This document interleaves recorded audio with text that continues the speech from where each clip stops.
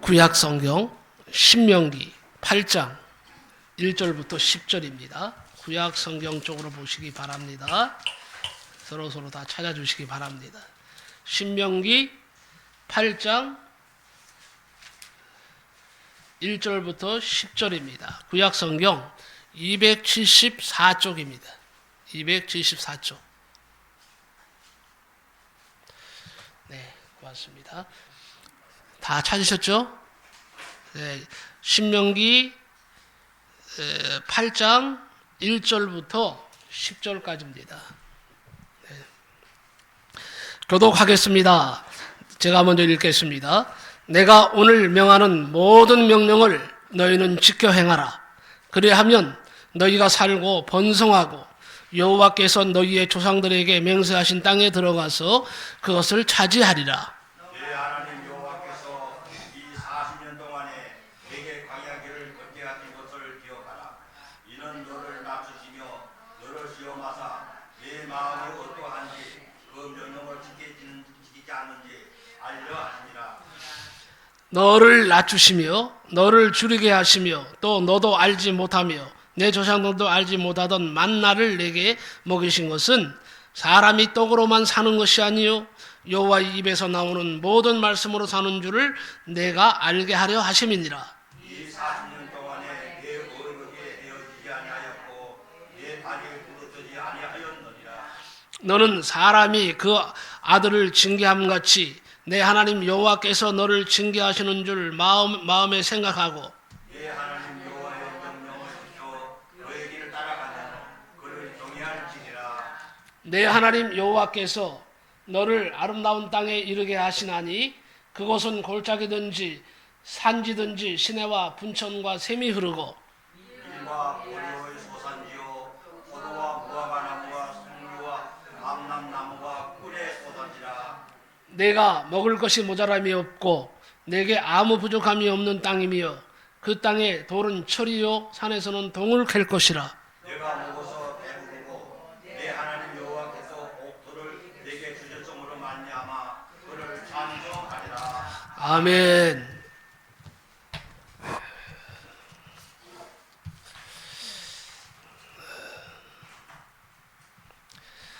내가 왜 광야길을 걸어야 하는가?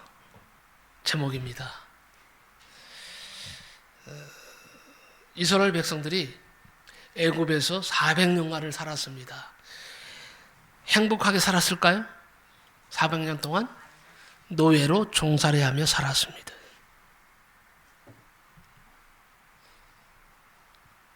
그들은 너무 고통스러웠어요. 너무 힘들어서 400년 지난 드디어는 하나님 앞에 부르짖고 기도했습니다. 하나님, 우리가 너무 힘들어서 살기 힘듭니다. 우리를 보살펴 주시옵소서. 우리를 기억하여 주옵소서. 간절히 눈물로 부르짖고 기도할 때에 하나님께서 이제 출애굽을 시키게 됩니다. 근데요, 이 초창기, 노예생활 초창기에는 애굽 사람들과 관계가 아주 좋았습니다. 편안한 생활을 했습니다. 그 이유는 애굽이 7년 흉년을 당할 때에 요셉의 지혜로 위기를 잘 넘겼기 때문입니다. 그런데 시간이 지나면서 요셉을 모르는 왕들이 나타난 거예요. 왕들이 나왔는데 그들이 볼 때에 이스라엘 사람들은 위협적이었습니다. 그때는 이미 노예 생활을 하고 있었지만 아주 번성한 민족이 됐거든요. 이스라엘 사람들은 하나님의 축복으로 생육하고 번성해서 애굽 사람들에게 그야말로 위협이 되었던 것입니다. 위협을 느낀 애굽 사람들은 이스라엘 사람들을 드디어 핍박하기 시작했습니다. 심지어 이스라엘 사람들이 아이를 낳으면 죽이는 법까지 만들었습니다. 고통스러운 이스라엘 백성들이 하나님께 기도하니까 하나님께서는 구원자 모세를 보내셔서 이스라엘 백성들을 출애굽시키신 것입니다. 이스라엘 백성들이 애굽에서 나오니까 광야예요, 광야. 하나님께서 이스라엘 백성들을 풀 한 폭이 제대로 나지 않는 광야로 인도하셨습니다. 1년 내내 비 한 방울 오지 않는 곳입니다. 물이 없어 살 수가 없는 곳이고, 그러니 농사를 지을 수도 없는 곳이고, 낮에는 섭씨 45도에서 50도 이상의 고온이고, 저녁에는요 쌀쌀하게 추운 곳입니다. 저녁에는 옷을 많이 거치지 않으면 얼어 죽을 정도로 그렇게 극강합니다. 날씨가. 낮에는 50도, 밤에는 뭐예요? 영하 15도, 20도 내려갑니다. 이상 내려가는. 아주 그냥 이게 극과 극이에요.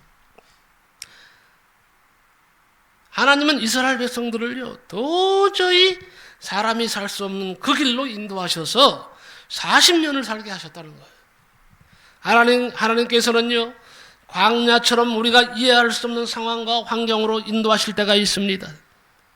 전능하신 하나님이 우리를 사랑하신다고 하는데, 우리를 사랑하셔서 독생자까지 십자가에 죽게 하시고 우리를 구원하셨다고 하는데, 우리의 영혼을 구원하신 것처럼 육체도 질병이 없이 건강하게 하시고 물질적인 어려움도 없이 풍족하게 하시고 하는 일마다 형통하게 하시면 좋을 텐데, 오히려 반대되는 일이 자주 일어나고 있습니다. 하나님은 왜 그러시는 것일까요? 첫째, 낮추셔서 겸손하게 하시려고. 낮추셔서 겸손하게 하시려고 하는 이유가 뭘까요? 하나님의 백성으로 살아가는데 필요한 것들을 공급하시기 위해서, 주시기 위해서 먼저 하나님 앞에 낮추시는 겁니다. 겸손하게 하시려고 하는 것입니다. 제가 어제 좀 사고를 당했어요. 제가 넘어졌는데 아주 많이 넘어졌습니다. 그래서 지금 사실 한쪽에 지금 다리 위까지 다 붕대를 감고 있어요. 지금 서 있기조차도 힘이 듭니다. 겨우 지금 여기 강대상 지탱하고 있는데, 어제 제가 넘어졌는데 뼈에는 이상이 없다고 하는데, 그 넘어지면서 주위에 다리 주위가 퉁퉁 부었습니다.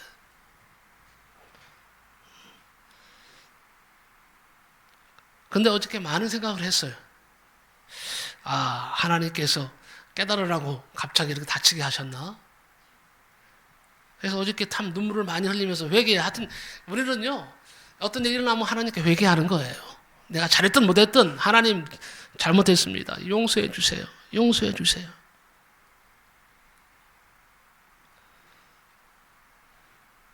낮추셔서 겸손하게 하시려고, 그래서 아름답게 하나님의 사람으로 살게 하시려고, 하나님 앞에 영광 돌리게 하시려고 하나님께서 그렇게 낮추시는 겁니다. 겸손하게 만드시는 것입니다. 2절 말씀해 보니까 내 하나님 여호와께서 이 40년 동안에 내가 광야길을 걷게 하신 것을 기억하라. 이는 너를 낮추시며 그랬어요. 여기서 너를 낮추시며를 영어 성경 킹 제임스 버전에는요 to humble 이라고 되어 있어요. 겸손하게 하다. 하나님께서 이스라엘 백성에게 광야 생활을 40년간이나 시키신 이유는 이스라엘 백성을 낮추시고 겸손하게 하시기 위함입니다. 하나님께서 싫어하시는 것이 있어요.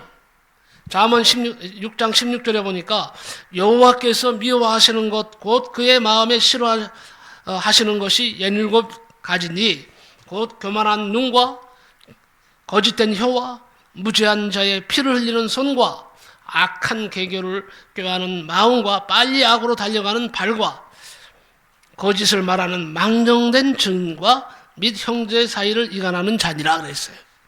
우리에게 하시는 말이 아닌가 합니다. 그런데 생각해 보니까 지혜로운 사람은 하나님께서 싫어하시는 것을 피하고 하나님께서 원하시는 것을 행한다고 말씀합니다. 이 말씀에 보면 하나님께서 싫어하시는 것 중에 첫 번째가 뭐냐? 교만한 눈이라 그랬어요.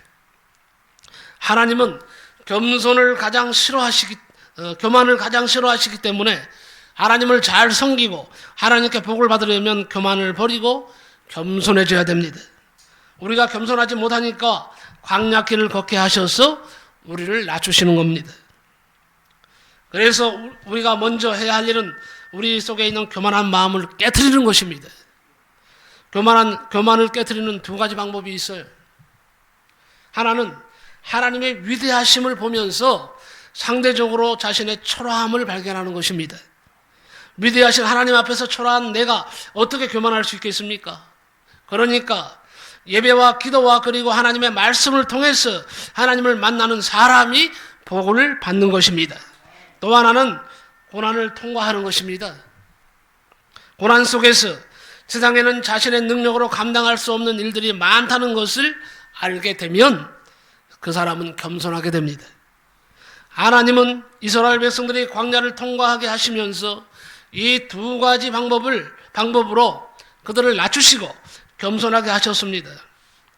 자, 호두의 단단한 껍데기가 깨져야 부드러운 알맹이를 먹을 수 있는 것처럼 교만이 깨져야 겸손하게 되는 것입니다.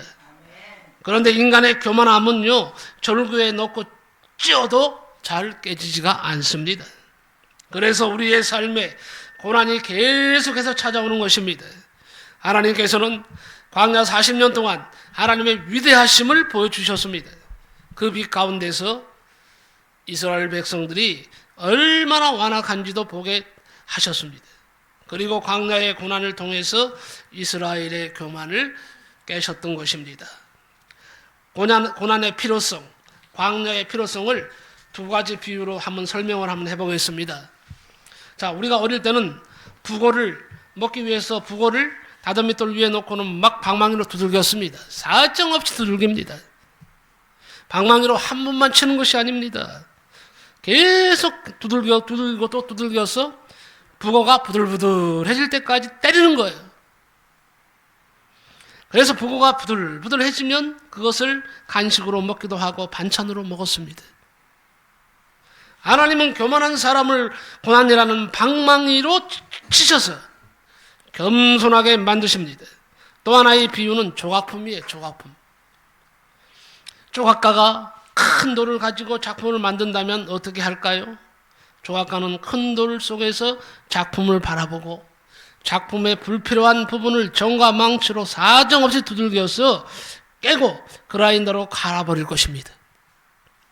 그런 과정을 통해서 작가는 작품을 만드는 것처럼 하나님은 고난이라는 방법을 통해서 우리를 하나님 보시기에 합당한 사람으로 만들어 가십니다. 그래서 우리에게도 광야가 필요한 것입니다. 그래서 고난은 우리에게 중요한 의미가 있는 것입니다. 여러분, 내가 광야길을 걸어간다고 해서 실망하거나 낙심하거나 불평불만하지 마십시오. 광야가 있어야 겸손해집니다. 광야길을 걸어봐야 하나님의 소중함을 알게 되는 것입니다.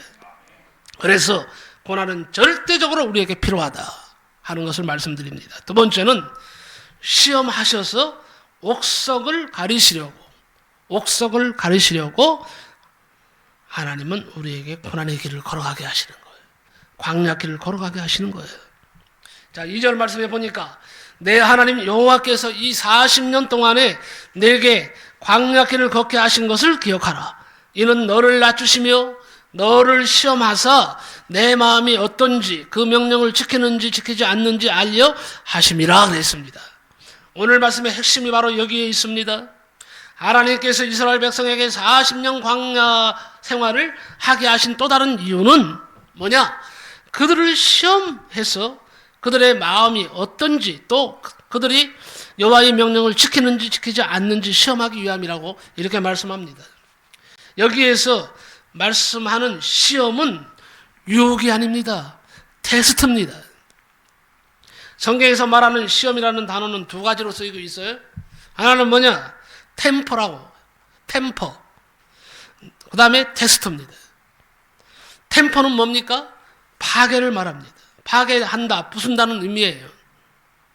템퍼에서 발생된 단어가 템프테이션이라고 하는데 유혹, 도발이라고 이렇게 설명하고 있습니다. 그런데 이 템퍼라는 것은 하나님이 주시는 시험이 아니에요. 이 시험은 마귀가 주는 시험입니다. 테스트는 훈련을 위한 하나님이 주시는 시험입니다. 파괴하거나 부수기 위한 시험이 아닙니다. 평가를 하기 위해서, 상급을 주시기 위해서, 더 아름다운 것을 주시기 위한 시험을 말합니다. 물론 그것이 템퍼이든 테스트이든 중요한 것은 통과해야 된다는 거예요. 마귀의 시험도 통과하지 못하면 실패합니다. 테스트도 통과하지 못하면 실패하는 것입니다. 마귀가 주는 파괴를 위한 시험이든 하나님이 우리에게 더 좋은 것을 주시기 위한 시험이든 여러분은 모두가 다 이 시험을 통과하시기를 예수님의 이름으로 축복합니다. 이 하나님이 주시는 시험은 이스라엘 백성들을 올무에 빠뜨리려는 유혹이 아닙니다. 이스라엘 백성들의 믿음이 진짜인지 가짜인지 그들이 하나님을 진정으로 섬기는지 아닌지를 테스트하는 것입니다. 오늘 하나님께서 우리 모두를 템퍼가 아닌 테스트로 시험하고 계십니다. 이 사실을 인정해야 됩니다. 알아야 됩니다. 파괴를 위한 것이 아닙니다. 얼마나 하나님을 사랑하는지를 보시고자 하는 것입니다. 하나님이 상급을 주시기에 합당한 삶을 살고 있는지를 하나님은 평가하시는 것입니다. 그래서 우리에게 더 큰 축복을 주시려고 종종 우리를 테스트하신다. 마귀의 시험이든 하나님의 시험이든요, 당하면 힘든 거예요. 당하면 힘들어요. 하지만 이겨야 됩니다. 반드시 이겨야 됩니다. 마귀는요, 멀쩡한 것도 밟아서 부숴버립니다. 하나님은 마귀가 구겨버린 폐지도 구겨진 깡통 같은 사람이라 할지라도 하나님은 펴셔서 사용하시는 하나님이십니다. 다른 거예요. 진짜 믿음은요, 고난 중에 할 수가 있어요. 평상시에는 똑같아. 김집사나 이 집사나 다 똑같아 보여. 에? 김건사나 김재한 집사님이나 다 똑같아 보여. 에? 똑같은 것 같죠?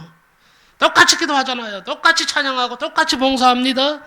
그러나 고난과 역경이 찾아올 때에, 생각지 못했던 문제가 발생할 때에, 내 마음이 힘들고 괴로울 때에 믿음의 진리가 드러나는 것입니다. 진짜 잘 믿는지 못 믿는지는 하나님이 판단하시는 겁니다. 진짜 잘 믿는지 못 믿는지는 고난을 당해봐야 한다고 했습니다.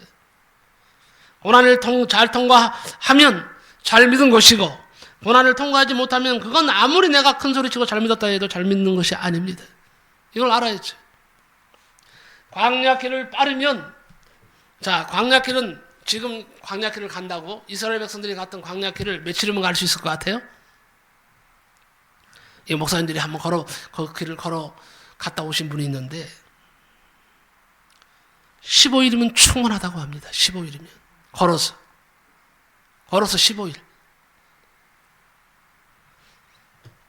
빠르면요, 뭐 차를 타고 가면 일주일이면 충분히 통과하는 곳이래요. 일주일 안에. 그런데 이스라엘 백성들이 이 광야를 몇 년 갔어요? 40년 갔대. 40년. 자, 일주일이면, 아니 15일이면 두 주문 가는 이 땅을, 이 사막을 어떻게 40년 동안 갈 수 있느냐는 거예요. 난 이게 의문이에요. 풀리지 않은 숙제예요. 아니, 그들이 장님이었는가 보죠? 장님이었으니까 40년 걸리지. 두 주문 갈 걸. 근데 그들은 장님이 아니었습니다. 걸어갔습니다. 이해가 안 됩니다. 같은 길을 또 가고 했던 것인가? 설명할 길이 없어요. 같은 길을 또 가고 한 것을 느꼈다면 좋은데 이스라엘 백성들은 40년 갔잖아요.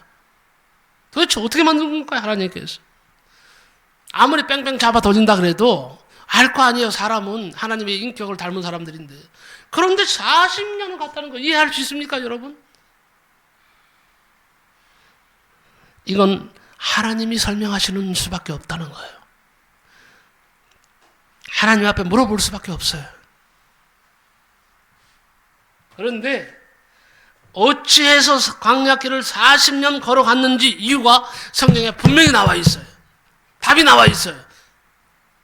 그들이 가데스 바네아에서 하나님의 테스트에 불합격했기 때문이라고 성경은 말씀합니다.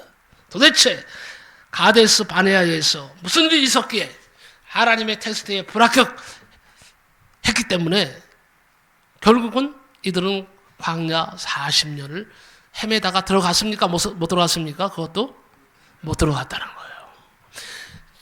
일주일, 이 두 주문 갈 거리를 40년 동안 걸어갔어. 걸어갔는데 그럼 들어갔어야지 고생하면서. 못 들어갔어요. 두 사람 외에는. 그럼 무슨 얘기 하려고 하는지 아시겠죠? 예? 자, 하나님께서는요 12명의 정탐꾼을 가나안 땅에 보내셨습니다. 정탐하게 하셨습니다. 잘 들어보세요. 정탐꾼들이 돌아와서 보고할 때 두 패로 나눠집니다. 여기서 문제가 발생하는 거예요.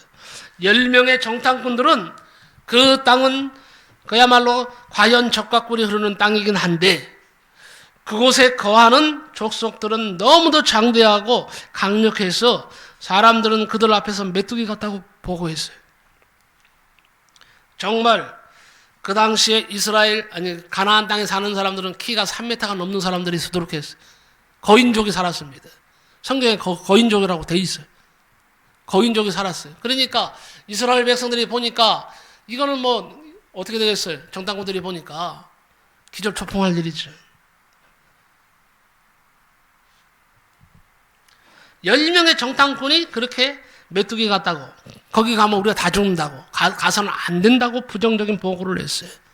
그런데 하나님께서는 뭐라고 약속하셨습니까? 약속의 땅 가나안을 너희에게 주리라 그랬어요. 그럼 하나님의 말씀을 믿어야 되는데 그들은 못 믿었어요. 안 믿었어요.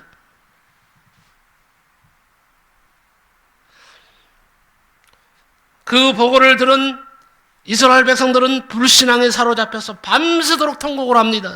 통곡하고 다 모세와 아론을 원망합니다. 그리고 하나님까지 원망을 합니다. 여호와께서 자기들을 그리로 인도하여 망하게 만든다는 것입니다. 그들은 지휘관을 세우고 애굽으로 돌아가자고 했습니다. 어저씨 하나님이 보고 있는데도 말입니다. 반면에 여호수아와 갈렙은 상반된 보고를 했습니다. 그들이 강하기는 하지만 그들의 신은 그들에게서 떠났고 우리에게는 하나님이 함께 하시니 그들은 우리의 밥이다 그랬어요. 들어가자! 들어가면 하나님이 정복하게 하신다. 하나님이 싸우신다고 했지만은 이미 이스라엘 백성은 전부 다 10명의 정탐꾼의 말을 듣고는요 통곡하면서 그날 밤새도록 모세를 원망합니다. 아론을 원망합니다. 하나님을 대적하고 하나님을 원망합니다. 대다수의 사람들은 하나님의 테스트를 통과하지 못했고 20년 이상의 장년들은 가나안 땅에 들어가지 못하고 광야 생활을 하다가 다 죽었습니다. 하나님의 테스트에 통과한 여호수아와 갈렙은 가나안에 들어가게 되었습니다. 이렇게 하나님은 광야를 통해서 사람들을 테스트하시고 그 사람들의 믿음이 진짜인지 가짜인지 옥석을 가리십니다. 우리가 광야를 통과할 때 그때가 우리 믿음이 진짜인가를 보일 때입니다. 꼭 여러분 기억하시기 바랍니다. 세 번째, 가르쳐서 하나님만 의지하게 하시려고.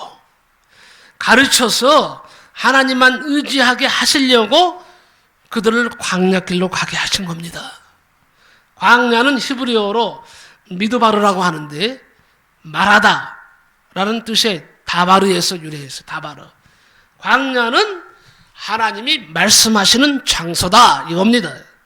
하나님은 광야에서 모세를 만나 주셨습니다. 하나님의 나라를 위해서 부르셨습니다. 하나님은 광야에서 이스라엘 백성들에게 뭘 주셨어요? 율법을 주셨습니다. 성막을 주셨습니다. 그들에게 도를 가르쳐 주셨습니다. 광야는요 침묵이 흐르는 적막한 곳이지만 오히려 하나님의 음성을 큰 소리로 들을 수 있는 장소임을 믿으시기 바랍니다. 하나님은 광야에서 이스라엘 백성들을 가르치셨습니다. 3절을 보겠습니다. 너를 낮추시며 너를 줄이게 하시며 또 너도 알지 못하여 내 조상들도 알지 못하던 만나를 내게 먹이신 것은 사람이 떡으로만 사는 것이 아니요 여호와의 입에서 나오는 모든 말씀으로 사는 줄을 내가 알게 하려 하심이라 그랬어요. 이 말씀에서 내가 알게 하려 하심이라는 말씀은 내게 가르치려 함이니라 이런 뜻입니다. 하나님께서 그들을 40년 동안 광야 생활을 하게 하신 것은 그들을 가르치기 위함입니다. 그러면 하나님께서는 광야 생활을 통해서 이스라엘 백성들에게 무엇을 가르치려고 하셨습니까? 모든 것이 하나님의 말씀대로 된다. 그러므로 여호와만 의지해야 한다. 이것을 가르치기 위함이에요. 모든 것이 하나님의 말씀대로 됩니다. 하나님 말씀대로 되지 않는 것은 한 가지도 없습니다. 다 하나님의 말씀대로 되는 거예요. 그렇기 때문에 이 사실을 믿는다면 우리는 하나님만 의지해야 한다는 거예요. 바로 이것입니다. 이것이 우리 삶에 지금 절대 필요한 것입니다. 이것을 깨닫지 못하니까 광야에서 헤매게 하시는 것입니다. 이스라엘 백성들이 40년 동안 광야 생활을 할 때에 만나를 먹였습니다. 사람이 공급해 준 것이 아닙니다. 만나는 하나님이 매일 아침 하늘에서 내려주셨습니다. 광야는 삭막하고 메마른 곳, 농사도 지을 수 없는 곳입니다. 그런 곳에서 하나님께서 40년간 이스라엘 백성을 내팽개치셨느냐? 아닙니다. 낮에는 뭐예요? 무슨 기둥으로? 구름 기둥으로. 밤에는 뭐예요? 불 기둥으로 인도하셨어요. 그리고 광야에서 아무것도 먹을 수 없으니까 직접 하늘에서 뭐예요? 만나와 메추라기를 내려주신 거예요. 그럼 감사해야죠.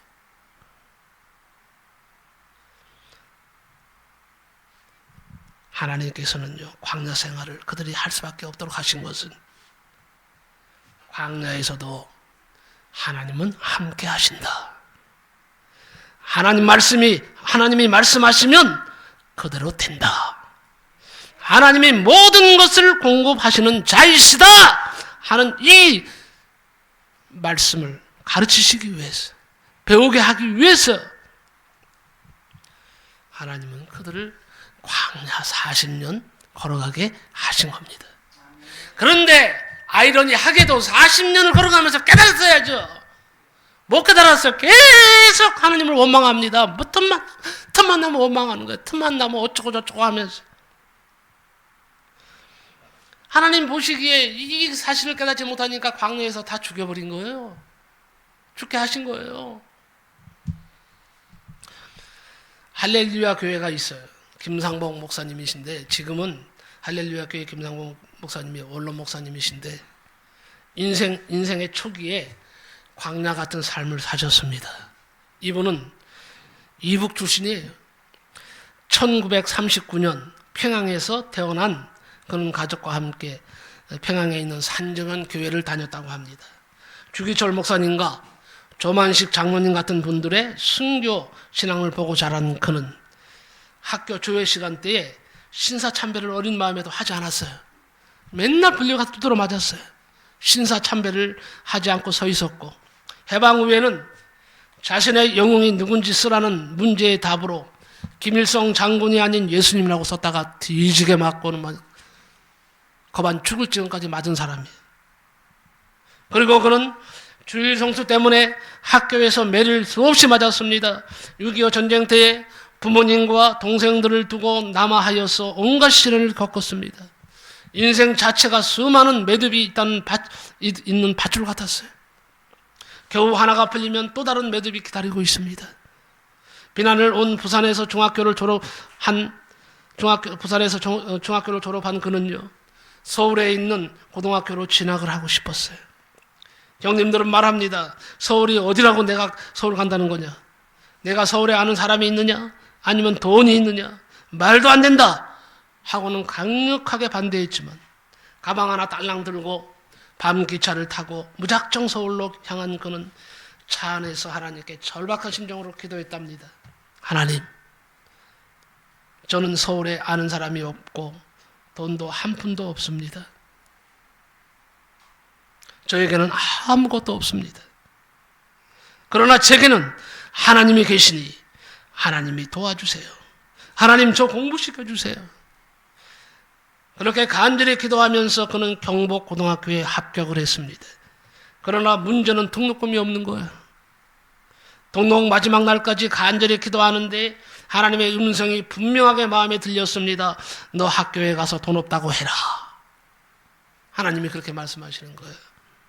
너 학교에 가서 돈 없다고 해라. 그런 학교에 가서 교장 선생님 등 7명의 학교 대표를 만났습니다. 모인 자리에서 가서 인사를 하고 말을 합니다. 저는 평양에서 왔습니다.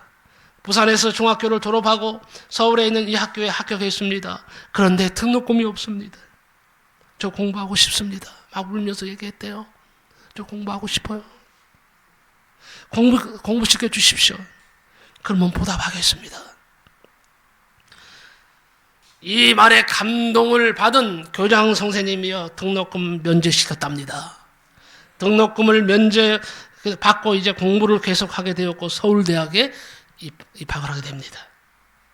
김상봉 목사님은 광야의 길을 걸어왔으나 하나님만을 의지하는 믿음으로 기도하면서 하나님의 은혜로 결국 승리했습니다. 김 목사님은 고난은 있어도 절망은 없다는 책에 이렇게 고백을 합니다. 사람의 일생에 어려움이 없을 수 없습니다. 시련과 아픔이 시시때때로 찾아오는 것이 인생 아닙니까? 그러나 하나님의 자녀인 우리에게 고난은 하나님께 부르짖을 수 있는 기회가 됩니다. 하나님께 소리 높여 기도할 수 있는 기회와 동기가 되는 것이지요. 가난해도 괜찮고 부모가 없어도 괜찮습니다. 그 어려움 속에서 하나님께 부르짖을 때에 하나님은 은혜의 빛이 비춰주십니다.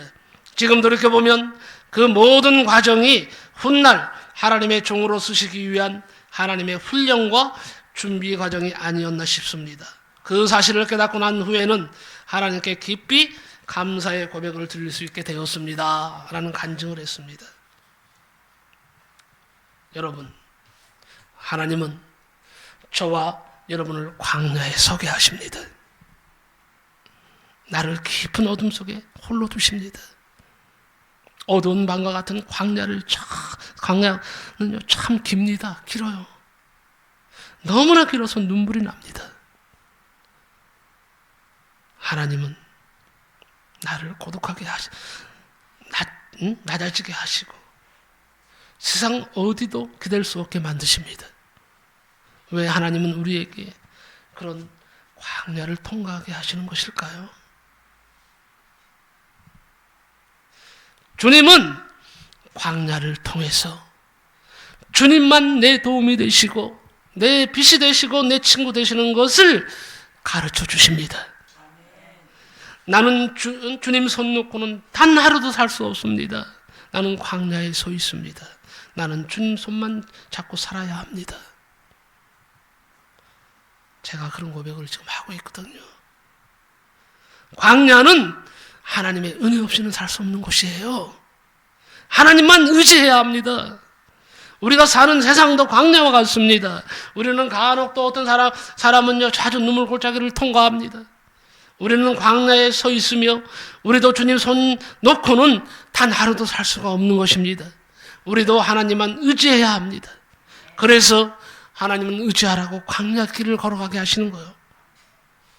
마지막으로 네 번째는요, 마침내 복을 주어 찬송케 하시려고. 여러분, 위대한 미술가 미켈란젤로란 말 들어보셨죠? 미켈란젤로는 잘 아시지만 버틀도 지오반이라고 하는 분은 모르실 겁니다. 이분은 누구냐? 미켈란젤로의 스승입니다. 미켈란젤로가 14살이 되었을 때에 바톨도의 문화생이 되었습니다. 그가 미켈란젤로를 테스트해보고 보니까 놀라운 재능이 있었어요. 그래서 스승이 묻습니다. 너는 위대한 조각가가 되고 싶냐? 예, 그렇습니다. 위대한 조각가가 되기 위해서 무엇이 필요하다고 생각하느냐? 저는 재능과 기술을 더욱 열심히 닦아야 합니다. 그때 이 스승이 남겨준 유명한 말이 있습니다. 내 기술만으로는 안 된다. 너는 내 기술을 무엇을 위하여 쓸 것인가에 관하여 반드시 먼저 결정을 해야 한다. 스승은요, 어린 미켈란젤로를 두 곳에 데려다가 조각상을 구경시켜 주었습니다. 먼저 간 곳은 술집이었습니다. 술집 입구에는요, 아름다운 천사의 조각상이 있었습니다. 스승은 그 천사상을 가리키면서 이 조각은 아름답다. 그러나 이 조각상을 만든 조각가는 이 조각상을 술집을 위해서 사용했단다. 라고 말했습니다. 그리고 스승은 다시 어린 미켈란젤로를 거대한 성전 입구로 데리고 갔습니다.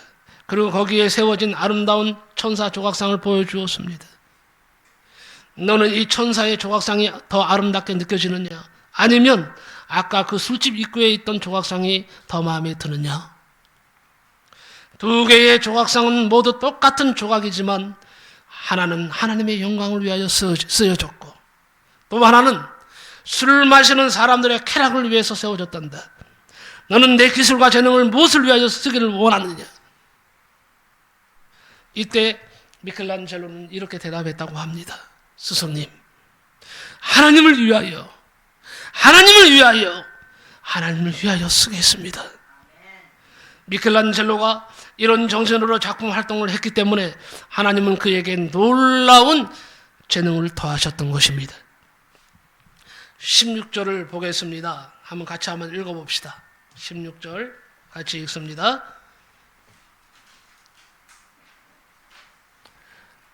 다 찾으셨나요? 네, 16절 말씀을 같이 한번 다 같이 시작. 내 조상들도 알지 못하던 만나를 광야에서 내게 먹이셨나니 이는 다 너를 낮추시며 너를 시험하사 마침내 내게 복을 주려 하심이었느니라. 마침내 내게 복을 주려 하심이니라. 광야 생활을 하신 것은 결국 뭐예요? 화를 주시기 위함? 아니고 복을 주시기 위함이다 그랬어요. 복을 주시기 위해서. 여러분, 하나님은 우리들을 그냥 고생시키는 것이 아닙니다. 하나님은 고난을 통해서 우리를 거룩하게 만드시고 마침내 우리에게 복을 주십니다. 얘기 하나 하고 말씀을 마칠까 합니다. 세계적인 피아니스트 서혜경 씨를 아시나요? 서혜경 들어보셨나요? 인터넷 검색을 해보니까 세계의 3대 피아니스트로 나옵니다. 세계 3대, 우리나라 사람이에요.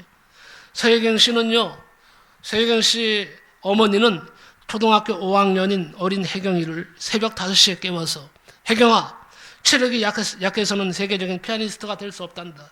운동도 큰 공부다. 라면서 어린 혜경이에게 줄넘기를 하루에 200회씩 시켰다고 합니다. 줄넘기 운동이 끝나면 2시간이나 피아노를 치게 했습니다.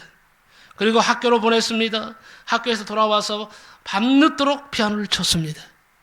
어머니는 피아노 옆에서 뜨개질을 하면서 피아노 연습을 감시했습니다. 건성으로 건반을 두드리면 내 음이 왜 자꾸 틀리니 하면서 지적을 합니다. 어린 혜경이는요, 친구들과 자유롭게 뛰어놀고 싶었어요. 그러나 어머니 때문에 그럴 수가 없었습니다. 피아노 대회를 앞두고 레슨을 갔다 오면 어머니는 물었습니다. 너 자신 있니? 충분히 연습했니? 예, 자신 있어요. 그 답을 들은 어머니는 방불을 껐습니다. 자, 오늘 연습한 것을 한번 쳐보아라. 불 없이 연주하는 것은 쉽지 않았습니다. 어린 혜경이는요, 할 말이 없어서 밤이 늦도록 연습을 했습니다. 결국 서혜경 씨는요, 이러한 엄청난 훈련을 통해서 세계적인 피아니스트가 되었습니다. 세계적인 피아니스트는 저절로 만들어진 것이 아니라 어머니의 혹독한 훈련의 결과였습니다. 어머니께서 훈련을 시킬 때는요, 어머니가 죽도록 미웠어요. 그러나 그 결과 세계적인 피아니스트가 되었습니다. 마찬가지입니다. 신앙의 훈련도 이런 원리입니다. 하나님께서 우리를 광야에 두십니다. 우리를 광야로 이끄셔서 가르치시고 훈련을 혹독하게 시키십니다. 광야 생활이 힘들지만 마침내 복을 주시기 위함이라는 사실을 여러분 믿으시고 광야 생활 투덜대지 마시고 잘 통과하시기 바랍니다. 오늘은 내가 왜 광야길을 걸어야 하는가 라는 제목으로 하나님께서 우리에게 광야와 같은 환경을 허락하시고 광야와 같은 훈련을 하시는 이유를 살펴보았습니다. 첫째는 낮추셔서 겸손하게 하시려고, 두 번째는 시험하여 옥석을 가르시려고, 세 번째는 가르쳐서 하나님만 의지하게 하시려고, 네 번째는 마침내 복을 주어 찬송하게 하시려고 우리를 광야길로 걸어가게 하십니다. 고난과 시련과 연단을 슬퍼하고 괴로워하지 마시고 나를 복주시기 위함인 줄을 알고 기쁘게 통과하시기를 예수님의 이름으로 간절히 축복하고 축복합니다. 기도하겠습니다. 고마우신 하나님, 감사합니다. 내가 왜 광야길을 걸어야 하는가? 오늘 답을 확실히 제시했습니다. 아버지, 이제는 광야길을 걸어가는 것이 힘들고 고달프다고 눈물을 흘리고 괴로워하고 원망하고 불평하지 않게 하여 주시고, 이 광야길을 통해서 나는 진실되게 하나님을 만날 수 있다. 나는 이 시험을 잘 통과하면 하나님께서 인정하시는 사람이 된다. 그리고 결국 하나님은 나에게 복을 주시려고 이 광야길을 걷게 하신다는 확신을 가지고 아버지 기도하면서 예배드리면서 잘 통과하게 하여 주옵소서. 그래서 하나님이 예비하신 큰 복을 받는 우리 성도들 다 되어지게 하여 주옵소서. 예수님의 이름으로 기도하옵나이다. 아멘.